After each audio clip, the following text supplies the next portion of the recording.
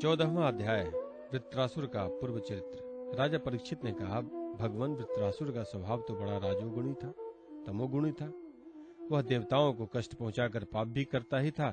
ऐसी स्थिति में भगवान नारायण के चरणों में उनकी सुदृढ़ भक्ति कैसे हुई? हम देखते हैं कि प्रायः शुद्ध सत्वमय देवता और पवित्र हृदय ऋषि भी भगवान की परम प्रेममयी अनन्य भक्ति से वंचित ही रह जाते हैं। सचमुच भगवान की भक्ति बड़ी दुर्लभ है। भगवान इस जगत के प्राणी पृथ्वी के धूलि कणों के समान ही असंख्य हैं। उनमें से कुछ मनुष्य आदि श्रेष्ठ जीव ही अपने कल्याण की चेष्टा करते हैं। ब्राह्मण, उनमें भी संसार से मुक्ति चाहने वाले तो विरले ही होते हैं, और मोक्ष चाहने वाले हजारों में मुक्ति या सिद्धि लाभ तो कोई सा ही कर पाता है। महामुनि, करोड़ों सिद्ध एवं मुक्त पुरुषों में भी वैसे शांतचित्त महापुरुष का मिलना तो बहुत ही कठिन है, जो एकमात्र भगवान के ही परायण हो। ऐसे अवस्था में वह वृत्रासुर, जो सब लोगों को सताता था और बड़ा पापी था, उस भयंकर युद्ध के अवसर पर भगवान श्री कृष्ण में अपनी वृत्तियों को इस प्रकार दृढ़ता से लगा सका, इसका क्या कारण है? प्रभु, इस विषय में हमें बहुत अधिक संदेह है और सुनने का बड़ा कौतूहल भी है। अहो, वृत्रासुर का बल पौरुष कितना महान था कि उसने रणभूमि में देवराज इंद्र को भी संतुष्ट कर दिया। सूत जी कहते हैं, शौनकादि ऋषियों भगवान सुखदेव जी ने परम श्रद्धालु राजर्षि परीक्षित का यह श्रेष्ठ प्रश्न सुनकर उनका अभिनंदन करते हुए यह बात कही। श्री सुखदेव जी ने कहा, परीक्षित, तुम सावधान होकर यह इतिहास सुनो। मैंने इसे अपने पिता व्यास जी, देवर्षि नारद और महर्षि देवल के मुख से विधि पूर्वक सुना है। प्राचीन काल की बात है। शूरसेन देश में चक्रवर्ती सम्राट महाराज चित्रकेतु राज्य करते थे। उनके राज्य में पृथ्वी स्वयं ही प्रजा की इच्छा के अनुसार अन्न रस दे दिया करती थी। उनके 1 करोड़ रानियां थी और वे स्वयं संतान उत्पन्न करने में समर्थ भी थे, परंतु उन्हें उनमें से किसी के भी गर्भ में कोई संतान न हुई। यूं महाराज चित्रकेतु को किसी बात की कमी न थी। सुंदरता, उदारता, युवावस्था, कुलीनता, विद्या, ऐश्वर्य और संपत्ति आदि सभी गुणों में वे संपन्न थे। फिर भी उनकी पत्नियां बांझ थीं, इसलिए उन्हें बड़ी चिंता रहती थी।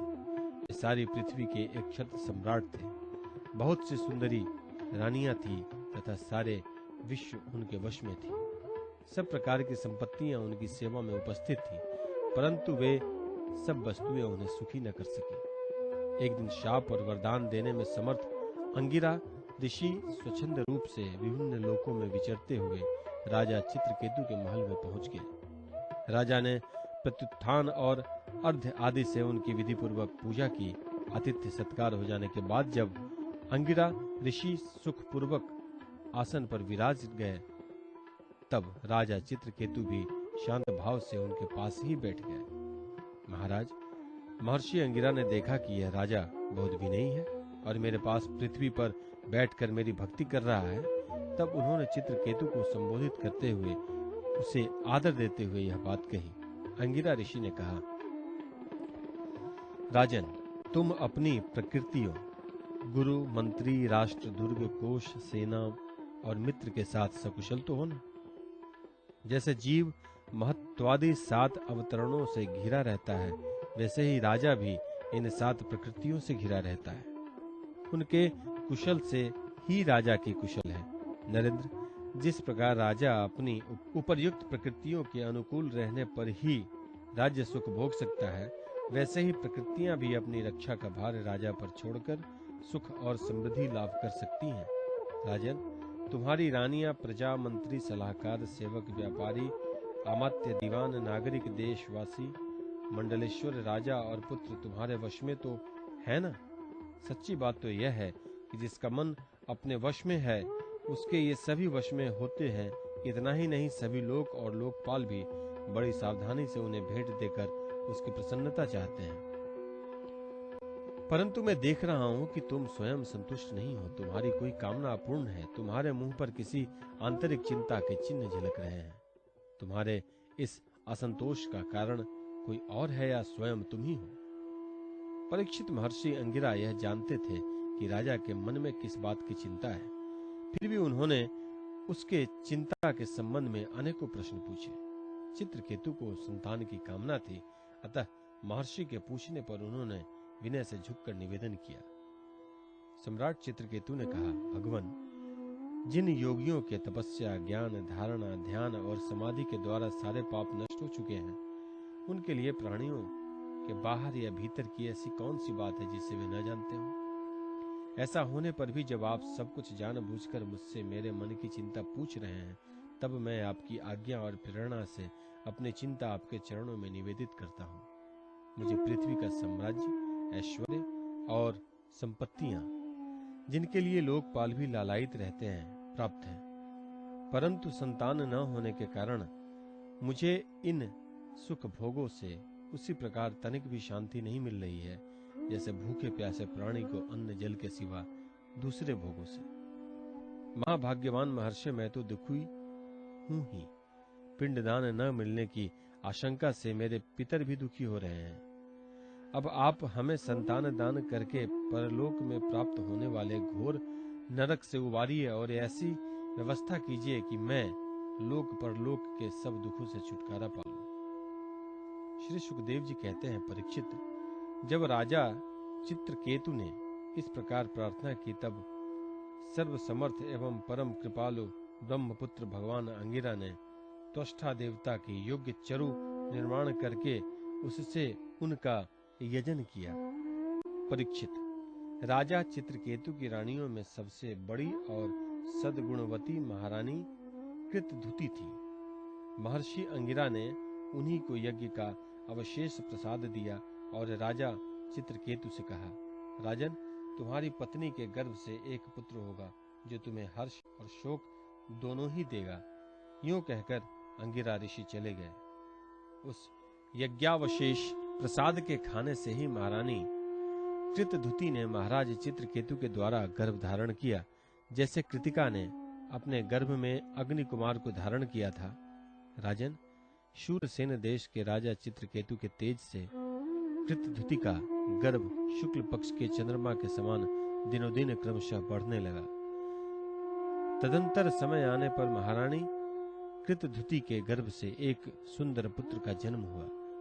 उसके जन्म का समाचार पाकर शूरसेन देश की प्रजा बहुत ही आनंदित हुई।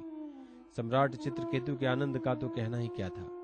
वे स्नान करके पवित्र हुए, फिर उन्होंने वस्त्राभूषणों से सुसज्जित हो ब्राह्मणों से सात्विक वाचन कराकर और आशीर्वाद लेकर पुत्र का जातकर्म संस्कार करवाया। उन्होंने उन ब्राह्मणों को सोना, चांदी, वस्त्र, आभूषण, गांव, घोड़े, हाथी और 6 अर्बुद गौएं दान की। उदार शिरोमणि राजा चित्रकेतु ने पुत्र के धन, यश और आयु की वृद्धि के लिए दूसरे लोगों को भी मुंहमांगी वस्तुएं दी। ठीक उसी प्रकार जैसे मेघ सभी जीवों का मनोरथ पूर्ण करता है। परीक्षित, जैसे यदि किसी कंगाल को बड़ी कठिनाई से कुछ धन मिल जाता है तो उसमें उसकी आसक्ति हो जाती है, वैसे ही बहुत कठिनाई से प्राप्त हुए उस पुत्र में राजर्षि चित्रकेतु का स्नेह बंधन दिनों दिन दृढ़ होने लगा। माता कृतधुति को भी अपने पुत्र पर मोह के कारण बहुत स्नेह था, परंतु उनकी सौत रानियों के मन में पुत्र की कामना से और भी जलन होने लगी। प्रतिदिन बालक का लाड़ प्यार करते रहने के कारण सम्राट चित्रकेतु का जितना प्रेम बच्चों की मां कृतधुति में था, उतना दूसरी रानियों में न रहा। इस प्रकार एक तो वे रानियां संतान न होने के कारण दुखी थी, दूसरे राजा चित्रकेतु के उनकी उपेक्षा कर दी, अतः वे दाह से अपने को धिक्कारने और मन ही मन जलने लगी। वे आपस में कहने लगी, अरे बहनों, पुत्रहीन स्त्री बहुत ही अभागिन होती है। पुत्र वाली सौतें तो दासी के समान उनका तिरस्कार करती हैं, और तो और स्वयं पतिदेव ही उसे पत्नी करके नहीं मानते। सचमुच पुत्रहीन स्त्री धिक्कार के योग्य हैं। भला दासियों को क्या दुख है, वे तो अपने स्वामी की सेवा करके निरंतर सम्मान पाती रहती हैं, परंतु हम अभाग्नि तो इस समय उनसे भी गई बीती हो रही हैं और दासियों की दासी के समान बार बार तिरस्कार पा रही हैं। परीक्षित, इस प्रकार वे रानियां अपनी सौत की गोद भरी देखकर जलती रहती थी और राजा भी उनकी ओर से उदासीन हो गए थे। फलतः उनके मन में कृतधुति के प्रति बहुत अधिक द्वेष हो गया। द्वेष के कारण रानियों की बुद्धि मारी गई, उनके चित्त में क्रूरता छा गई।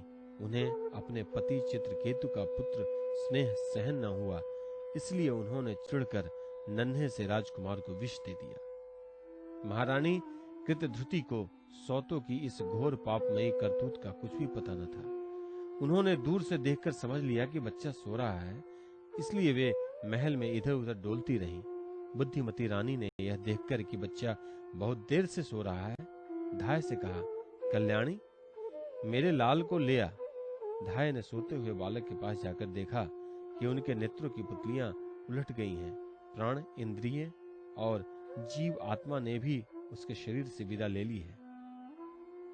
यह देखते ही हाय रे मैं मरी गई, हाय रे मैं मरी गई, इस प्रकार कहकर वह धरती पर गिर पड़ी। धाय अपने दोनों हाथों से छाती पीट पीट कर बड़े आर्त स्वर में जोर जोर से रोने लगी। उनका रोना सुनकर महारानी कृतधृति जल्दी जल्दी अपने पुत्र के शयन गृह में पहुंची और उन्होंने देखा कि मेरा छोटा सा बच्चा अकस्मात मर गया। तब वे अत्यंत शोक के कारण मूर्छित होकर पृथ्वी पर गिर पड़ी। उनके सिर के बाल बिखर गए और शरीर के वस्त्र अस्त व्यस्त हो गए।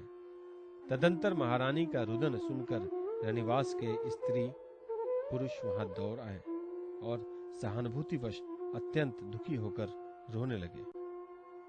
वे हत्यारी रानियां भी वहां आकर झूठ मूठ रोने का ढोंग करने लगी। जब राजा चित्रकेतु को पता लगा कि मेरे पुत्र की अकारण ही मृत्यु हो गई है, तब अत्यंत स्नेह के कारण शोक के आवेग से उनकी आंखों के सामने अंधेरा छा गया।